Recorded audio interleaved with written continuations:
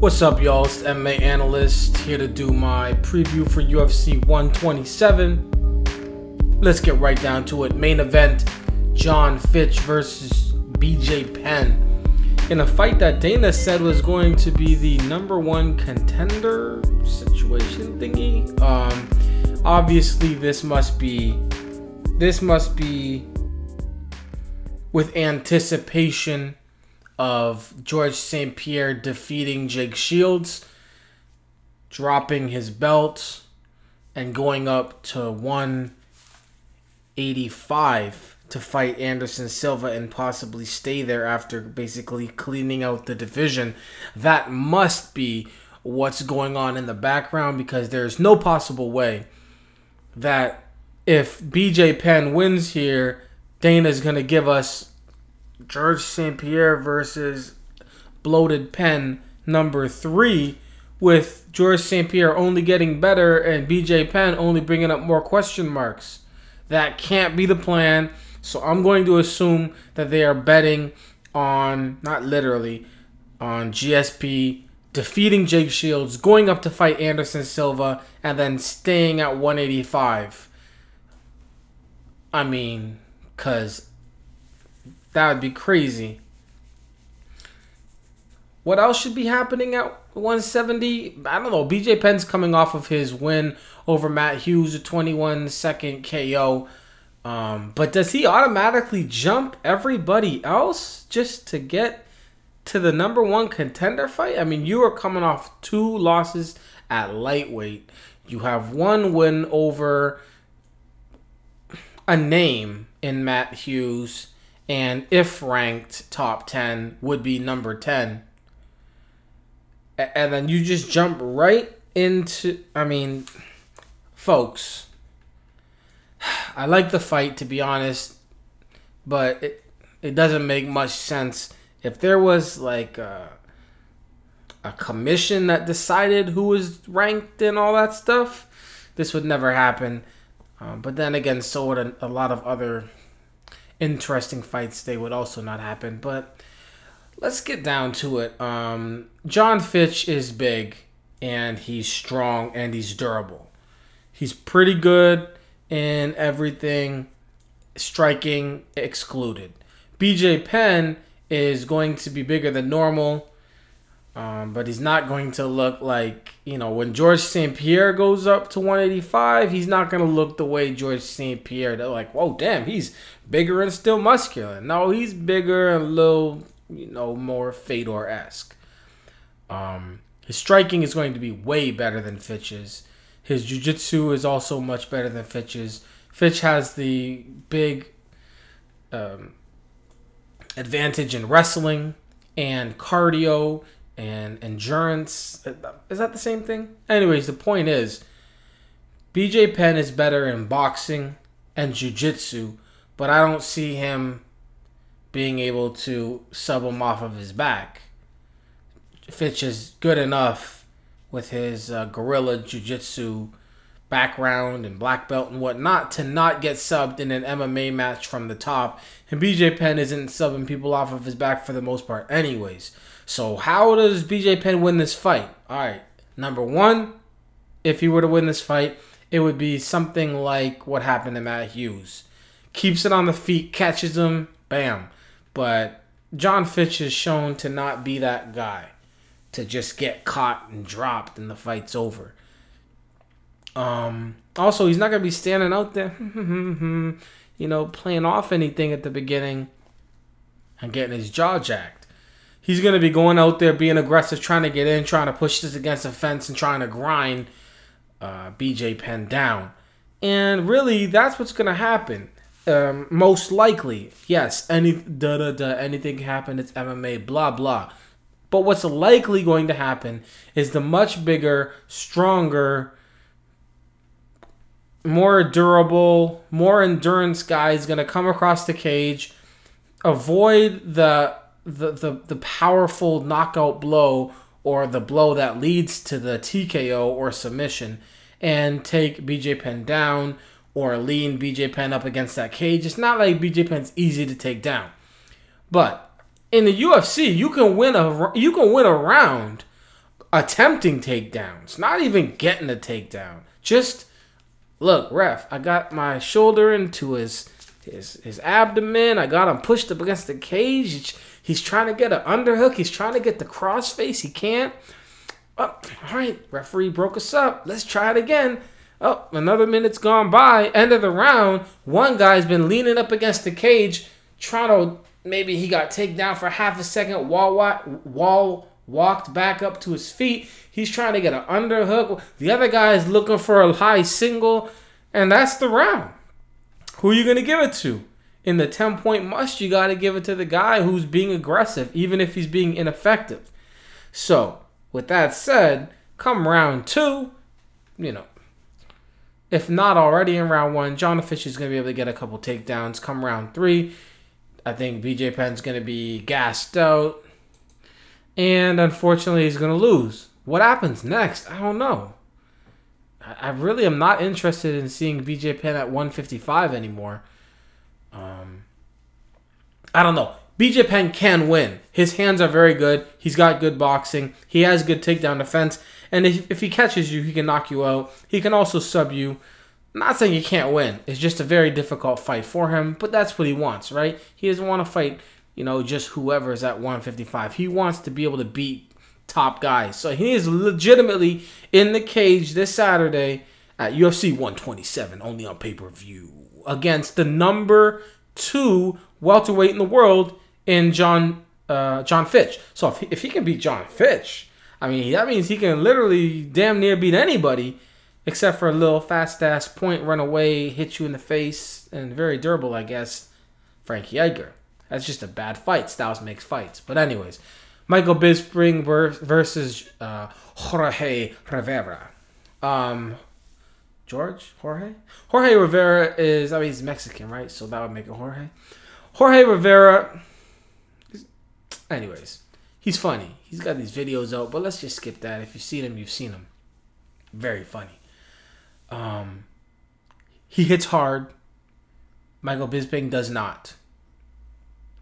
He is not as good a striker, and by good a striker, I just mean, get in, move, not get hit, run away, that kind of stuff. He's not as good as that.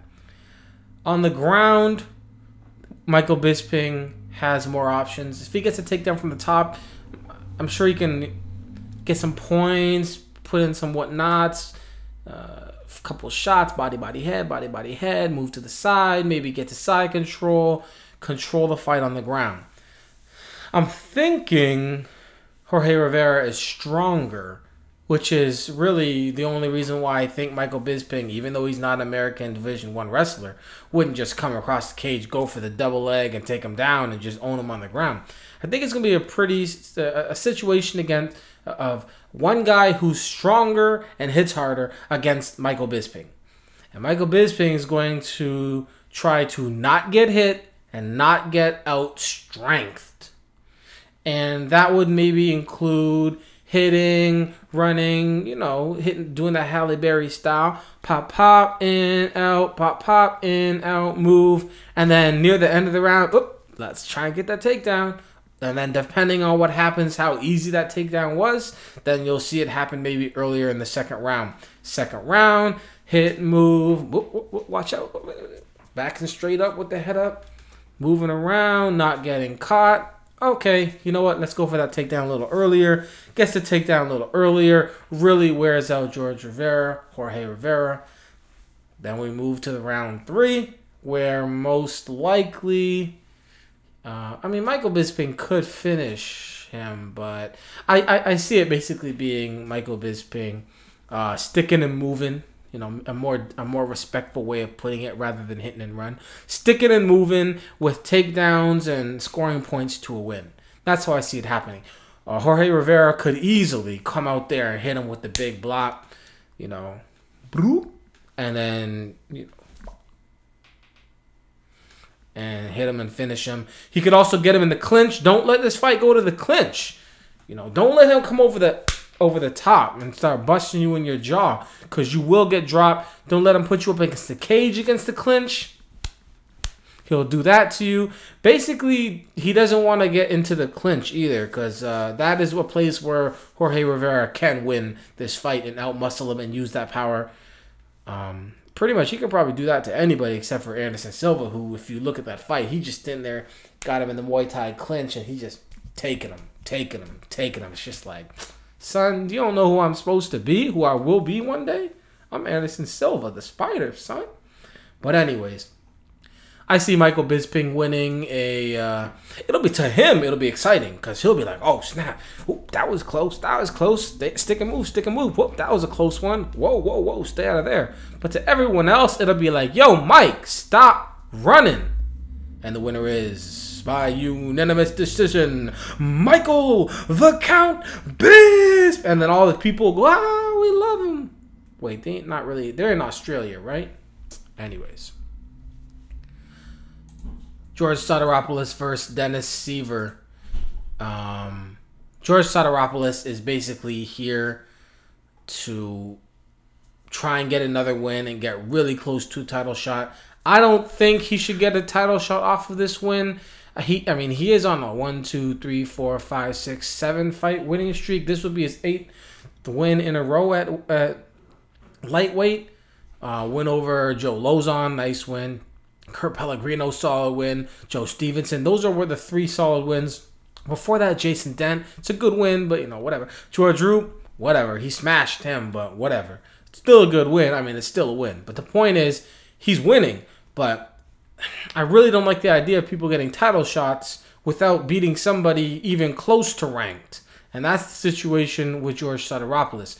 Great ground. His stand-up is always improving. His boxing is looking great, etc., etc. He's going to have his people behind him. It's going to be all good. Dennis Siver is coming off of his win over Andre Winner. Another win. He has a win over Spencer Fisher. His last loss was the Ross Pearson loss. Great fight that was. And then he had some wins before that. Paul Kelly, Nate Moore, and Dale Hart. Whatever. But the point is, that's not really going to be enough for me. I'm not the guy that makes the decisions. But you got to face somebody in the top 10. Somebody. Before you get a title shot. Somebody. Just, any of them. Just one of them. Somebody.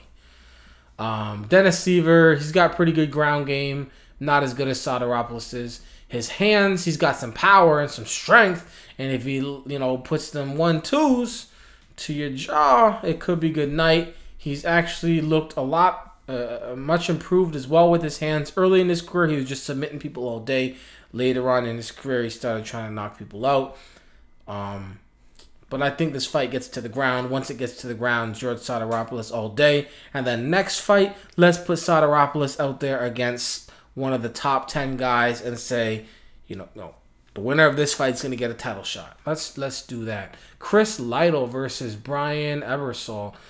Brian Ebersole, a late replacement, but it's not like he was just sitting around. He just had his last win January 29th. 1, 2, 3, 4, 5, 6, 7th. His 7th win in a row. He defeated an old Carlos Newton. This guy's fought, early in his career when he was 4-1, he fought big-ass Eddie Sanchez and Stephan Bonner. He lost to Stephan Bonner. He defeated Eddie Sanchez. He lost to Kerry Shaw. That dude was fighting Fedor back in the day. So, this guy's been fighting since the year 2000. And is this the first time in a long time Chris Lytle has gone into a fight with less MMA experience? Total 62 fights, 46 wins, 20 by submission, 13 by knockout. Brian Ebersole is no noob to MMA. I think it's his first time in the UFC, though. 62 fights later. I didn't really look into that, but I don't remember ever seeing his name. I could get called out. I could just take a look and I'll find out. But anyways, Chris Lytle, on the other hand, has been looking pretty damn good. A win over Matt Serra, win over Matt Brown, Nibar. This is what I was asking him to do. Man, get back to the submissions. And he handled his business. Dude took his back and he said, what? Drop under, roll, knee bar. Get your knee checked out. Get the knee checked out. Kevin Burns before that. His last loss was to Marcus Davis, but I mean, Chris Lytle, he's always been a sub guy. 30 wins. Out of those 30 wins, 19 by submission. But then he got a couple fight of the nights, and he went fight of the night hungry, and he just started to knock everybody out. It was a couple years between submissions, but he's back to subbing people. He has 2 submissions in his last 4 fights. And in this fight, though, I think he should probably just keep it on the feet. He's going to have much better hands and much better striking than Ebersole. Even though he's kind of wild, just tone it down. Don't go out there for the knockout. Just do your thing. Chill out. But I think if it does go to the ground anyway, you're still going to take it. So I'm picking Chris Lytle by decision or by late second, early third round stoppage for Lytle. And then last fight, Kyle Noak versus Chris Camozzi, or at least the one I'm going to do any kind of in-depth talk about. Kyle Noak, he's on a 2-fight UFC winning streak. So, his 2 fights in the UFC, he got wins. 4-fight winning streak altogether. His last loss was in Elite at C against Scott Smith when he got knocked out. Basically, he's a pretty well-rounded fighter. Australian. 6 knockouts, 7 submissions. He's coming off of a rear naked choke over Rob Kimmons. He's got pretty good jiu-jitsu. He'll be taking on Chris Camozzi, who's probably going to have the better wrestling. He's coming off of a split decision over Dong Yi Yang. Another win over James Hammertree in Ultimate Fighter finale. I'm going to go with Kyle Noki on this one. There is a possibility that Camozzi just takes him down and doesn't get submitted and grinds out a boring decision. But I'm going to go with Kyle Noak on this one.